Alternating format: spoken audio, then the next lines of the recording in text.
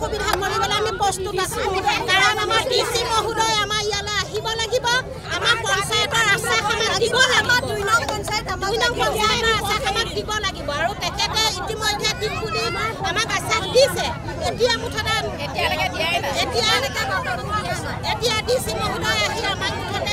আশা দিব লাগে যে আপোনালোকৰ পঞ্চায়ত আপোনালোকৰ থাকিব বুলি আমাক দিব লাগিব আৰু গণেশ লেম্বু তেখেতে এজন বিধায়ক হয় এই সমষ্টিৰ পৰা কোনে ভোট নিদিয়াটো আছিল তেখেতে 2 নম্বৰী কিয় কৰিব লাগে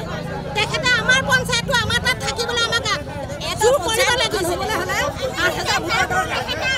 আমাৰ ইয়াত 9500 ভোট আছে তেখেতে আমাৰ ভোট পাইহে আমাৰ নিগাজি আমাৰ 2 নং পঞ্চায়ত আমাৰ মেজৰিটি আছে আমাৰ ৰঙাপৰাত কিছু হাজৰিকা